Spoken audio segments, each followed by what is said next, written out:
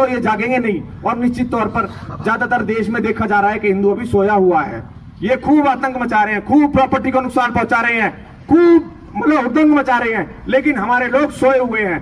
तो मैं आप सबसे निवेदन करता हूं कि अब हिंदू जागने के साथ हजारों लाखों लोगों को जगाने का काम कर रहे हैं। गांव-गांव गली-गली जाकर हिंदुओं को जगा रहे हैं। जैसे कि एक राजस्थान के भाई ने अपनी जान की बाजी लगाकर वो जिहादियों के मोहल्ले पर जाकर हिंदुओं को जगा रहे हैं, ताकि जो सोए हुए जागेंगे नहीं। और निश्चित तौर पर ज्यादातर देश में देखा जा रहा है कि हिंदू अभी सोया हुआ है। ये खूब आतंक मचा रहे हैं, खूब प्रॉपर्टी को नुकसान पहुंचा रहे हैं, खूब मतलब हुदंग मचा रहे हैं, लेकिन हमारे लोग सोए हुए हैं। तो मैं आप सबसे निवेदन करता हूँ कि इनके दिमाग में बिठा रखा है, इस सेकुलरता को हमें छोड़ना होगा।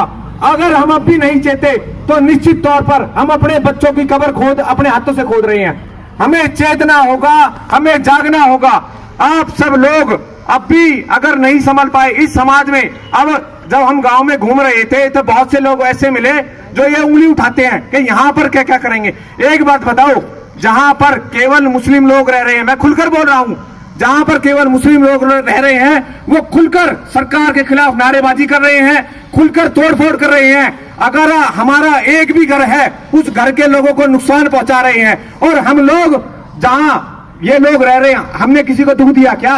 हमने केवल इतना जताया कि हम सरकार का समर्थन करते हैं और प्रत्येक गांव में ये समर्थन होना चाहिए। मैं निवेदन करता हूं सोशल मीडिया के माध्यम से, हमारा प्रत्येक गांव पूरे देश के अंदर प्रत्येक गांव ये समर्थन करे, सरकार पर दबाव बनाए, इन कांग्रेसी सरकारों पर दबाव बनाए कि जो एनआरसी देश में लागू हुआ है इसे कि जो भी इनकी राज्य की सरकारें हैं वो लागू करें। आज कमलनाथ ने स्पष्ट तौर पर मना किया है कि कांग्रेस सरकार इसे लागू नहीं करेगी।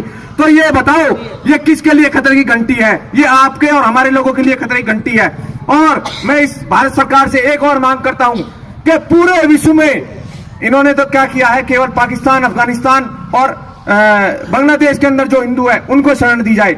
मैं तो ये मांग करता हूं कि हिंदू विश्व में कहीं भी जन्म ले वो पूरी तरीके से वो भारत की नागरिकता ऑटोमेटिकली उसे मिलनी चाहिए, क्योंकि पूरे विश्व में इस समय केवल एक देश उनके लिए बचा है, केवल एक देश, वो भारत। अरे आखिर अगर ये भी नहीं बचा तो कहां मरोगे? हिंद महासागर में डूबोगे क्या? तो कम से कम इसे बचाने के लिए तो जागो। और अब भी अगर आपकी आंखें नहीं खुलती है तो निश्चित तौर पर वो अपने मंसूबों में लगे हुए हैं, आप सोते रह जाओगे। हम कुछ लोग हम सब मिलकर कुछ भी नहीं कर पाएंगे। सबको जागना होगा, सबको इस कार्य में लगना होगा। मैं आप सबसे निवेदन करता हूं कि ज्यादा से ज्यादा लोगों को जगाने का प्रयास करें। भाई साहब, ये नहीं कि मेरा कुछ नहीं हो रहा, एक दिन जब विपत्ति आएगी तो वो किसी को नहीं छोड़ेंगे। वो चाहे जो घरों में बैठा है उसको भी नहीं छोड़ेंगे, जो रास्तों पे संघर्ष कर रहा है उसको भी नहीं छोड़ेंगे। तो मैं सबसे पहले आप सबका धन्यवाद करता हूं और एक बार फिर से कहता हूं कि आप सब लोग अपने आप को जगाने का सबसे पहले प्रयास करें, उसके बाद लोगों को जगाने का प्रयास करें। इस बात को समझाएं भारत सरकार जो एनआरसी लागू किया है कि इस वैसे जो हमारे यहाँ पर देश में लोग बसे हुए हैं जिन्हें मुस्लिम कहते हैं, उन्हें इससे कोई डर नहीं है। वो बहका माहौल जो इन लोगों ने बनाया हुआ है कि भाई इन लोगों को बाहर करेंगे, इन लोगों को कोई बाहर करने वाला नहीं है।